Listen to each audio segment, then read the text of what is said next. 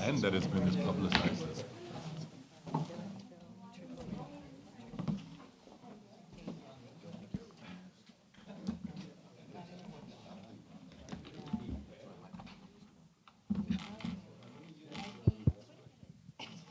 Testing. Can you hear me? Okay.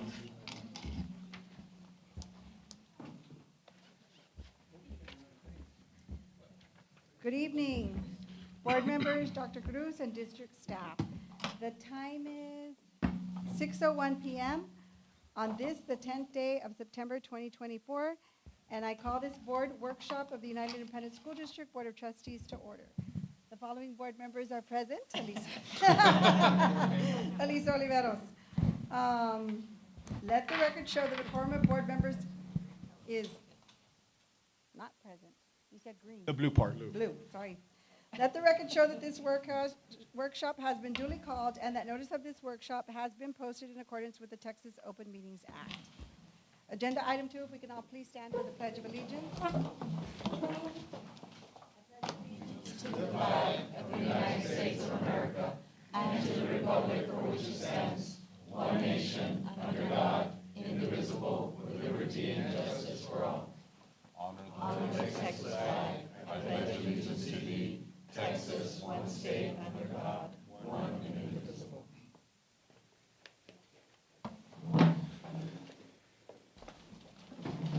Okay, agenda item 3, do you have any public comments? Yes, Ms. Oliveros, we have no public comments. Okay. All right, moving on.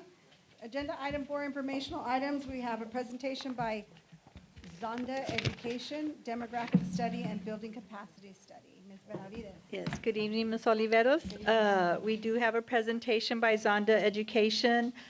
We hired Zonda Education to provide demographic services for student enrollment forecasting, housing analysis, and capacity analysis. We have Mr. Rocky Gardner here, and he's going to make a presentation to you and the public. But we do have available the reports, and we'll send them to the board members, you know, that they're not able to come tonight. Thank you. Well, welcome. Welcome. All right. Thank you for having me. It's a pleasure to be here. I will go through this pretty quick, but feel free to stop me for questions or anything like that. It's fairly long, but we'll be pretty brief about it. But I'm happy to stop, discuss any of what we need to talk about. This work and the research started back in May and June. So this was work that was done based on basically last year's enrollment. And, we just started school about a few weeks ago, so we put it together. So the first forecast year is actually the year that we're already in when we get to that, just so there's an understanding of that. First thing we kind of looked at is just understanding the census. So in 2020, we have a full census. So we looked at the change from 2010 to 2020 just in overall numbers. Your population growth of almost 30,000 persons. Households, and we know there's been a lot of growth, 28% growth in households. And I think that the age, below age 19 population, now this does include 0 to 19, but we saw some growth there as well. So we're seeing some youth, and of course household sizes have been declining. That's a birth rate thing, so that's the number of persons per household that has gone down just a little. And then during this process, we picked up just another look at okay, what's happened since 2020. And now that this data is based on census data, it's kind of a survey. It's not perfect, but you can see that we continue to see some of the same trends. We're continuing to see some growth and some household growth. Of course, we're going to talk a lot about the household growth and of course the enrollment change. In historical home sales for United, this is based on deed transactions. So every time a home turns over, whether it's a new home or an existing home, if it turns over, we track that just to get an idea of how many are going on each year. You can see that in 2021, we peaked at 3,600. That was just, we were kind of getting through COVID. And things in COVID happened the opposite as we thought. We thought people would not be buying homes, not doing anything, and suddenly they changed their mind and they went that direction. And of course, interest they were still real low. Right, and now you can see in 2023 the impact of people not moving. And you see that they're not only not buying new homes as quickly as they were, but they're not selling their homes either because to move would cost them more money than to stay right now. So we might see that shift in the next 6 to 12 months. Price points have been pretty steady as well. I think it's been interesting that your existing home price point and your new homes have trended very similar to each other. We're looking at about just under $300,000 for a new home and about $300,000 for an existing home as well. Now, these are sales prices. They're a little bit different than like appraised value or anything. This is what the home's actually sold for. So I want to talk a little bit. This is, again, a census slide. I think what I found really interesting is this bottom two groups here. What we found is that United's actually really young, and it's becoming, I'd say, more young. That's not younger.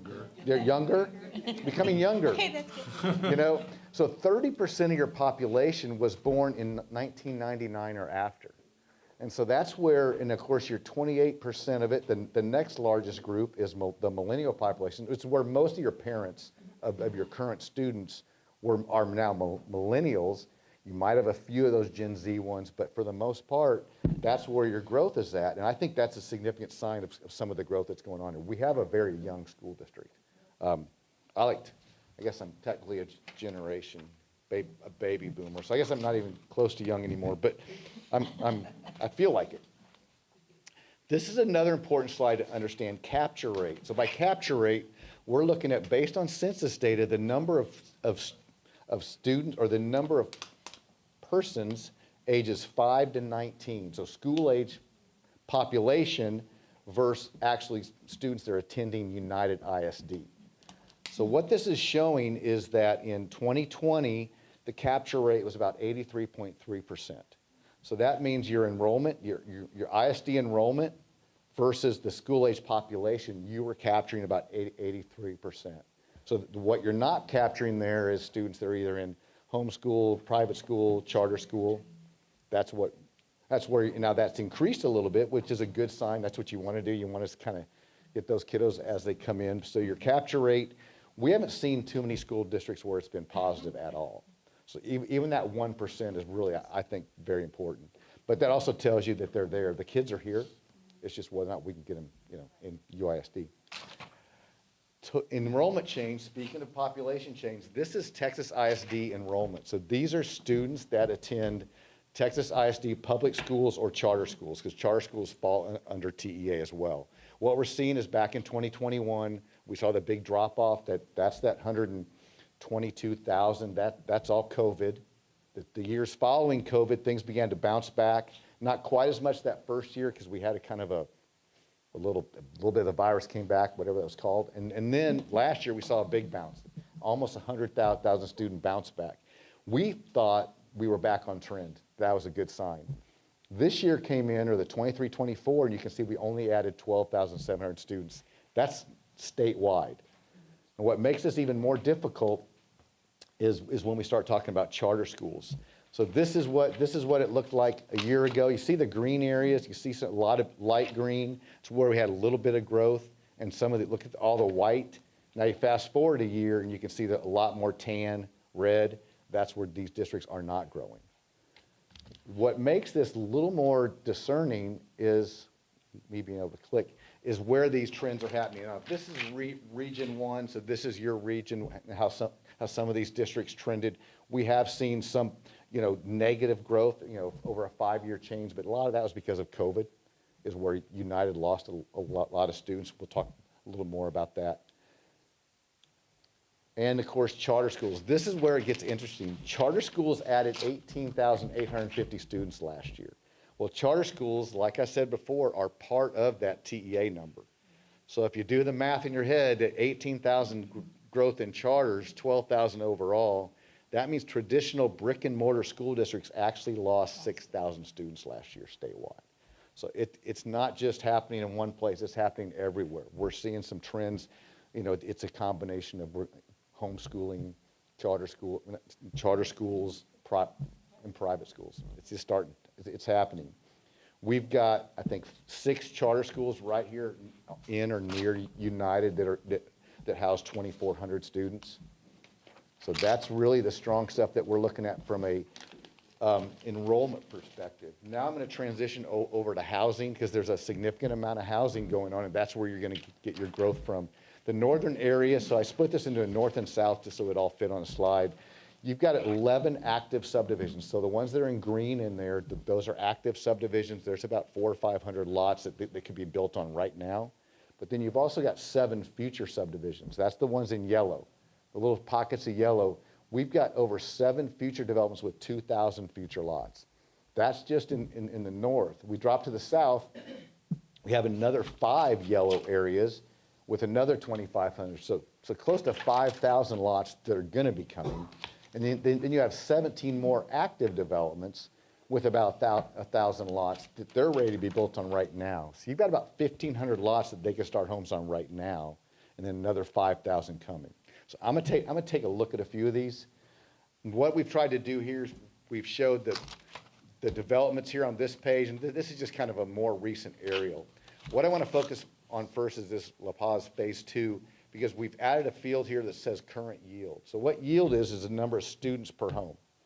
So what we're saying there is of these occupied homes, there's a yield of 0.6, which means which is equivalent to, say, 6 students for every 10 homes, 60 students for every 100 homes. And as I go through these slides and you see where we have those yields, it kind of can give you an idea how big it could become. So if this stays at 0.6, like we're showing about just over 500 lots on this one page here. And with a yield of 0.6, you're looking at 300 students just in this area here, growth with that when that builds out. Where is this neighborhood? Oh, this is right near San Isidro Elementary School there. Did I pronounce that correctly? Yeah, San Isidro. Thank you. Yeah. Yeah. Yeah, no, here. Yeah. Now we've got the Coves at Winfield. This is going to be almost 2,000 lots when it's complete. You know, the plans for, you know, they've got a long-term plan for that. So it's a pretty high-end property. It's going to take some time.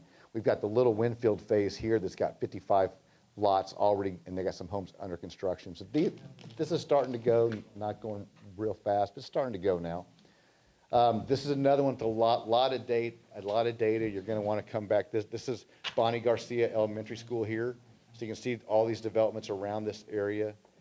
0.7 yield. I wanted to point out these yields because these are some of the highest yields in the district, and really some of the highest yields of areas that I work with. And we usually see yields below 0.5. So you're seeing student yields much higher. And these student yields, I need to be clear as well, these are just where your students are at. So there's likely more students in there, but what United ISD is yielding 7 students for every 10 homes, for instance. Up here, it's almost 1 student, 0.86, 0.86. Both these developments are yielding very high. We're going to see some significant development there. And we're looking at almost 2,000 lots in that area. So again, think of that as could be 700 to 900 students when that's built out. If we can capture them, we just want to capture those students. Another area is the R&W Ranch with 200 lots, Vista del Sur, but you can see they're a little bit smaller yields there right now. They might increase a little bit in those areas. Now, where we don't show a yield is where the growth happened with the student file that we have, where we geocode the students and put little dots where they all live. At the time of that geocode, there might not have been any students there yet, or there may not have been homes there yet either. So we don't have yields for those. It's something we could update down a little bit down the road. Here's a few more lots. These are a little bit smaller. We just wanted to show them. I kind of like seeing some of this product. This is in February, so there's a pretty good chance this is all built out now. You know, if we go out by there. This is another pretty big development with the groundwork was all underway back in February, so they've probably got quite a few homes in there as well. Okay, a couple apartments. This is an unnamed development, but we just know there's some apartment construction going on there, 50 units. That's probably not going to yield real high in students, you know, depending on how it comes in. But you also have Hillside Crossing with 120 future units. Now, these are single family for rent, and it's a totally different product. And they're kind of the new thing for developers because it's helping people get in homes that can't afford the down payment. And they're probably, I feel like we've got at least one of these in every school district that we work with. This has become a real big trend for developers. Going to yield very high. You're probably going to get a student for about every home that's in there. I think when things start happening, it's going to get interesting. And that's a housing look. That gives you an idea of what you can generate from housing. Another way, of course, that you get students are students that transfer in from other school districts. Your incoming transfers have been pretty steady, right around that 125 spot. Now, you do have about 3,000 students that we're aware of. We talked about the 2,400 in charters already. This is where those students these are students that live in United, but attend school outside of United. Of course, the majority of them are going to Laredo, or they're going to to Harmony there. These are students that live in your district and transfer out. You would happen to know the age group for those? This report comes directly from TEA's website, so I think you can make a request. TEA wouldn't share it with us, but might be something that you'd be able to make a request for. Yes, and keep in mind, it's not like 2,900 new students each year.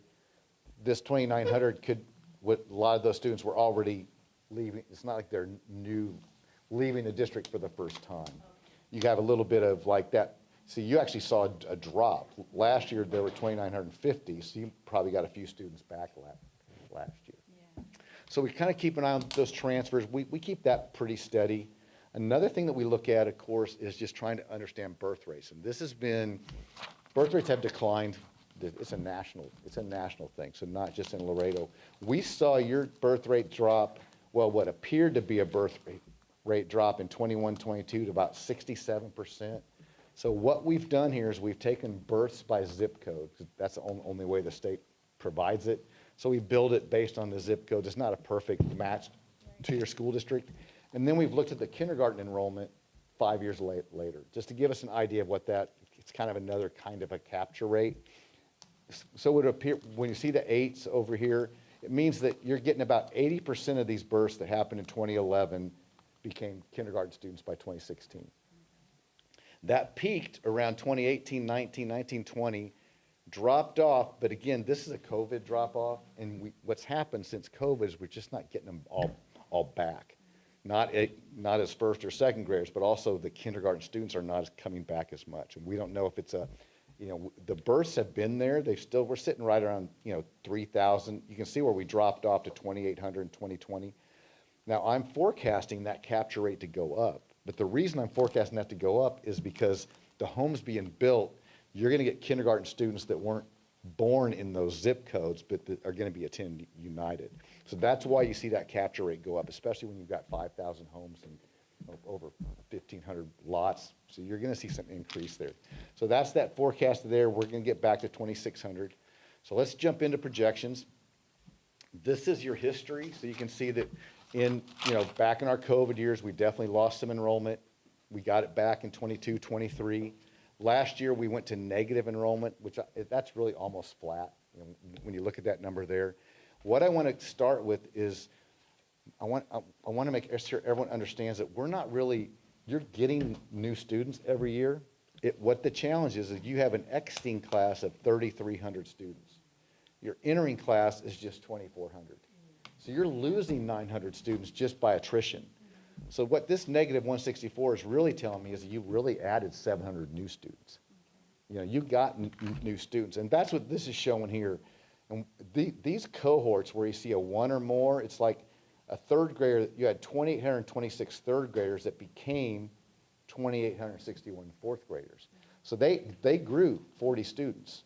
And so we're getting growth. So all the ones down here that you see across the board, and especially at elementary, you're seeing positive cohorts in United. We're just losing those students because of attrition. And I think, I don't know, you want to put a good spin, a positive spin, that we're seeing the growth from the housing. It's just not, it's going to take time to overcome these big classes, especially if kindergarten doesn't bounce back. So I want to make sure that was explained, because I think it's important. Now, I think what we're seeing here, too, is you see this big 10% jump at 6th grade and 4% jump at 6th grade. And I checked, I think this year 6th grade also jumped, which means 5th to 6th. I think you're beginning to get students that are coming back from charters for secondary. You're going to see some of that. And I think that's important. So we looked at this year's enrollment. So this was last year, 41,256. I was projecting the 24-25 enrollment when I did this work this summer. I thought you'd be at about 40,800.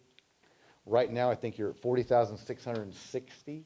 So it's coming in really tight. It's coming in really about where we expected. Our numbers are October to October because we use the snapshot date, so we're really not there yet. So I think you'll probably be around 40,700, and I'm really pleased with that actually. From a forecasting perspective, I think you're coming in really well. If you look at your sixth grade class this year, it was again high, which is good. We're seeing those strong trends. What you're going to see here is in about 5 years, things begin to flip. You start seeing some positive enrollment change. And that's because these smaller classes are now getting to 12th grade, so this isn't 33 or 3,500 anymore, it's 3,000, and we're starting to see some growth at kindergarten. So once again, even though you're losing 800 students through attrition, we're showing growth of 100 because so many homes are being built. You're still growing by 900 students. So I think that was kind of the trend throughout. I think within about 7 years, you're going to be at positive growth again. And it could, if these homes kind of get online quicker and interest rates drop, things could come a little bit quicker. I have the data in here for each campus. It's a lot of text. You can look at that, tonight. If you can't sleep or something, this might be something that helps you. I do know that we did talk a little bit about, we looked at some enrollment numbers today, and I think that your high school numbers are within about 100 of what I'm showing there. I mean, that's elementary. Your middle schools are really tight, and I think your high school actually came in a little high over that forecast, which that's always a good sign as well. So that's kind of the look at the overall forecast. Now, I did include this by feeder pattern. This is the high school. This is Alexander High School. I got a slide like this for each one. The only thing I'm going to point out here is that you'll see some percentages for the elementary schools, and these are schools that are split between 2 attendance zones. So part of Borchez is in the Alexander feeder, and the other part of it might be in another feeder. So I'm only showing the number of students that would be in the Alexander feeder. So that's why you see those percentages. You can see here that there's a couple in each feeder that aren't really where the elementary schools split between 2 middle schools or 2 feeders. And here's the other part of Borchardt. So that's kind of what we got there. United South High School, you can see the same things. This is where you're going to see some of these campuses are going to be showing some growth because we've got some, this Freedom Elementary's got a lot of housing in it, so we are seeing some good trends. So, finally, some key takeaways from this part of the presentation. Strong housing activity continues. You've got 28 active developments. That's a lot of places where dirt's moving, houses are being built. 12 future developments, and you're looking at, those are going to impact over the next 10 years by adding almost 5,000 lots. Enrollment could drop to about 40,000 students, but I think you're going to start seeing a bit of a rebound. Not quite done, though. No. So we're gonna keep going. Well, I just don't want anyone to get up and leave. Understanding the building. That's right. I'm gonna stop. No, so we also did a capacity study as part of this. Now, I did not do the capacity study. My colleague Hudson Huff did this. And again, what we've done here is we just put a couple sample slides in here. This details the process behind doing the campus studies. Hudson came down, he met with staff. He went and looked over floor plans, looked at things to try to get an idea of how the usage was being done, and then he could estimate that. So I've got a couple slides in here that just shows some of the work that he did, some of the floor plans he looked at. You can see here where they estimate the square footage, to create those capacities based on rooms. And what he's done, the final result of this is a slide like this. Now the staff has a complete report for every campus. But you can see here what we've done is he's looked at your building utilization by campus and by feeder pattern. So if it's highlighted in the gold color here, that means it's over 90% utilized. So it's getting kind of tight. You can see those there. Now, if it's in this kind of the more muted yellow color there, that means it's below 60%. So the ones that are over 90% are the ones that are kind of getting filled up. The ones below have some capacity that might be able to, maybe at some point you can help both of those out. A lot of times it seems like there's never capacity where you need it. That does happen. But we want you to be aware that study was completed as well. And then finally, I've got about 6 slides in here that staff helped put together with some of our data, just one for each board member that you guys can use for future reference. I've got one for everybody. Oh, wow. Sorry? I said that was very nice of you. Yeah, well, the staff did all the work on that. So that was, I gave them the data, well, I was saying I want to hire whoever did it, because they look really good. It's this last slide especially, I really think this has some good stuff on it. And I like the balance that we've seen here too, that you're, to see how the board, the enrollments are really, there's, 10 to, with the disparities, 10 to 17%, that's really tight. So, that's what I got. I know that's a lot. Any questions? It is a lot, but we appreciate No. your input very much so. I don't have any questions. Open it up to the All right, audience. Mr. Yes, joking. All right. Thank you. Thank you so Yep. much. Yep.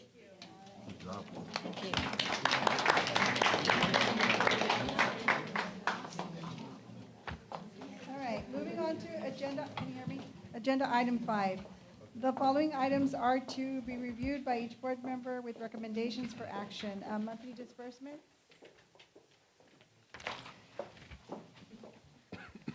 Good evening, Ms. Olivares. Good evening. My name is Rosa Cabello, Director of Accounting, and tonight we bring agenda action item, monthly disbursements for the month of August. Do you have any questions? No, I have no questions. Thank you. Thank you so much. Agenda item B, awarding bids, proposals, qualifications, and extensions. Good evening, Ms. Flores Oliveros, evening. Ms. Molina, Dr. Cruz, and administrators and members of the audience. For the record, my name is Karina Mendoza. I am the purchasing manager, and staff is bringing to you approval of awarding bids proposals for the month of September as follows. RFP 2024-014, Automotive and Bus Windshield Replacement 2, Cruz Auto Glass Center as a primary vendor, and Royal Contractors as a secondary vendor. RFP 2024-015, Mowing Services for Various Campuses, to the following recommended vendors: WCD Enterprises LLC, Nick Benavides, and Texas House of Clean LLC. RFP 2024-020, Indoor Bleacher Maintenance Service Contract, to the recommended vendor, Specialty Supply and Installation LLC. RFP 2024-023, Elevator Maintenance Service, to Schlinder Elevator Maintenance Service and ThyssenKrupp Elevator Americas. RFP 2024-026, Labor and Materials for Minor Maintenance, Repairs, and Replacement for Thermal and Moisture Control Building Protection, to American Contracting and Roofing. And we have one renewal for your review. Any questions? No questions for me, Ms. Molina? Not at this time. Thank you. Thank you. And I don't even know, for the record, Michelle Molina is present. Thank you. Okay, you're welcome. Moving on to agenda item C, interlocal agreement between Webb County and United ISD for JP Court Coordinators, juvenile JP Court Coordinators. Good evening, Ms. Molina, Ms. Oliveros. We're bringing to you the MOU. We bring this every year. It's an MOU with Webb County. We actually provide 2 of our attendants personnel to serve at the JP courts for truancy cases. One is with Judge Quintana, and one is with Judge Salinas. And this MOU is brought to you because the county pays for half of the salaries of these individuals. So that's what's incorporated into this MOU. Okay, no questions from me, Ms. Molina? Not for me at this time. Thank you. Thank Okay, you. Moving on to agenda item D, internal audit plan for 2024-2025.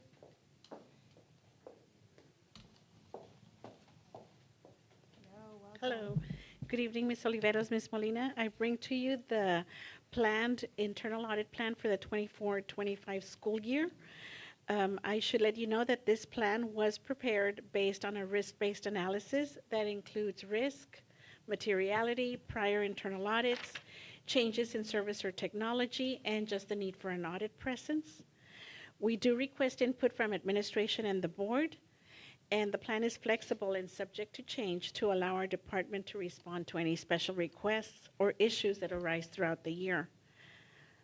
Do you all have I any? have no questions, Ms. Molina? Thank you, Questions? Ms. Ross. Thank you. Thank you. Okay, moving on to agenda item E, resolution to approve the 2024 appraisal roll as the 2024 United ISD tax roll. Good evening, Ms. Oliveros, Ms. Madrigal. Molina, Dr. Cruz, and the members of the audience. I bring to you the resolution to approve the appraisal roll as a 2024 UISD tax roll. However, we're still in the process of assessing, so we will bring this resolution to the regular board meeting next week to the full board. Perfect.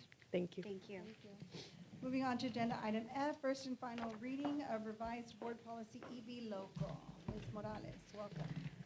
Good evening, Ms. Oliveros, Ms. Molina, Dr. Cruz, members of the audience. Rebecca Morales, Assistant Superintendent for Administration and Policies. For the record, I bring to you first and final reading of revised board policy EB local. This is the last of our policies that we are working with our TASB consultant on to make sure that they match our DOI plan. I think you have agenda item G as well, memorandum of understanding between United ISD and the Boys and Girls Club of Laredo. Yes, I do. We bring to you an MOU with the Boys and Girls Club of Laredo. Last year we did pilot a program with the Boys and Girls Club, and we bring to you this MOU. We are changing the sites. We are planning to offer it this school year at Borchers Elementary and at Veterans Memorial, so one of our ASA sites and one of our 21st Century sites. And we do have, I don't know if you'll want to come up, George Beckelheimer, who is the board president for Boys and Girls Club, and Robert Eads, the CEO. You do have a presentation a packet in front of you for information about their services and what they did for our students in our program last year. They're going to be working closely with our federal programs department and our after-school program staff. And I don't know if you all have anything to add or if you all have any questions. No questions from me. Do you have any comments for us? Just a very quick comment. This is a nationwide trend, the partnerships between independent school districts and Boys and Girls Clubs, the local clubs around the country. Last year, we were happy to partner with you all. We paid for it, and I think we proved it up well. There's some tweaking that needs to get done. And so this year now, as we had agreed last year, if you all would approve it, there'd be an MOU, so it wouldn't be a cost to us directly. And you all have chosen 2 new sites, which we're happy to comply with.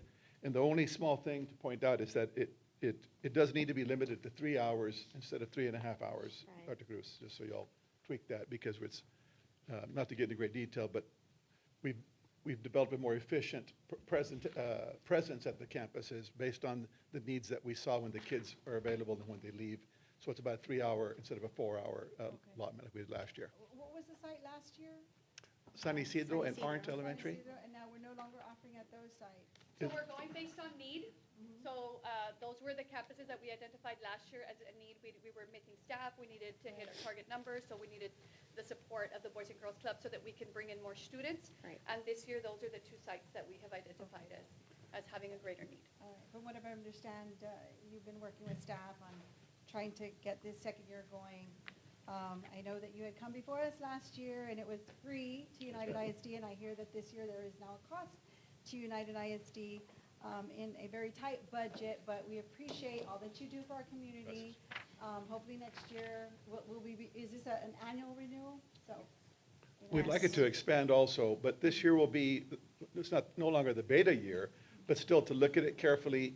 How can we navigate more students through this for more enrichment opportunities, also to have access to them becoming club kids for the summer, and just really see how we can expand it efficiently. We appreciate your partnership. Thank you. I know it was a success last year. I know that we need to, every year, identify the needs of the campuses, and I know that's going to change every year. The needs of the campuses change every year. Yes. I appreciate you and your presentation when you initially presented it to the board and saying, hey, we're going to go ahead and help you guys out. We're going to create this pilot program for you. We're going to tailor it to your needs, and it's not going to cost you a thing till the second year. So we appreciate I don't recall that And part, still- but I guess it Oh, was yes. said. It Oh, was. yes. Yes, it was. It's in record. Yes. Yes, absolutely. And you know what? I do appreciate you, even at that, knowing that we do have the budget that we currently have. You still went and you evaluated your numbers, and you're continuing to work with our administration, because at the end of the day, it's helping your children and our families. So thank you. Yes, no, thank you very much. All right, thank you so Dr. Cruz? much. All right, have a good day. Likewise. You too. Thank you for being here. Okay, so moving on, additional T-test appraisers for the 24-25 school year. Mr. Canales, welcome. Good evening, Ms. Oliveros, Ms. Molina. Just for the record, Dave Canales, Associate Superintendent for Human Resources. Again, we come through to you again with the recommendation that we add a couple more appraisers. However, I do want to add 2 more that are not on that list with your permission. Okay. We want to add Mario Rosales and Edna Valle. We recently had to add these 2 people to our list. All right, thank you, Mr. Canales. Yes, thank you. Moving on to agenda item I, facilities rental service agreement with AEP Texas and United South High School. We have Mr. Alanis. Yes, Welcome.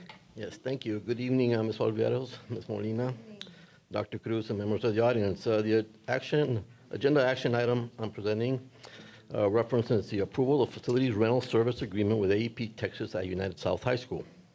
Okay, the recommendation is the administration recommends approval of the attached facilities rental agreement with AEP Texas for United South High School building additions project. This facilities rental agreement is required to provide power distribution services to be provided for the new building additions at United South High School under the company's distribution voltage facilities rental service schedule.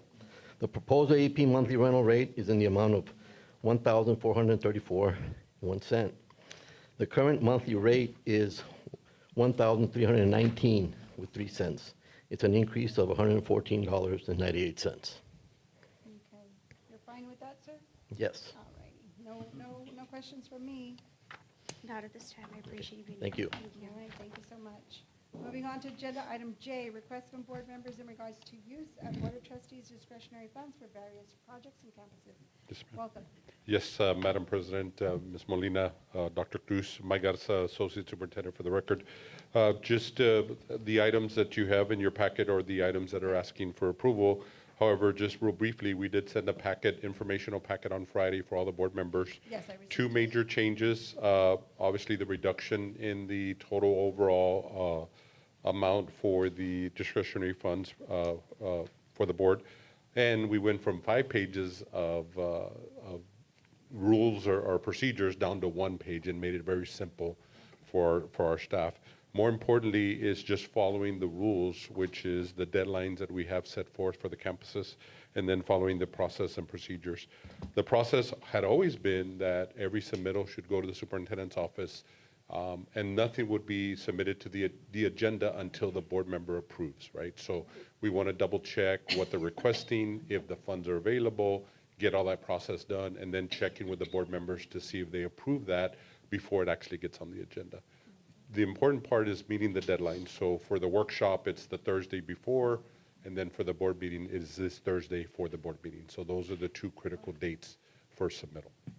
All righty. Any questions? Thank you for doing that. I appreciate it very Thank much. you. Not that we weren't following rules before. No. We've streamlined. We streamlined it, and we're just making sure And that, the rules were more in the procedure. yes, not ma'am. the use of the That is funds. correct. Yes, ma'am. So, thank you. All righty. I think we're ready for adjournment. Thank you so much for attending, right? Am I correct? All good. Thank Done. you. All right.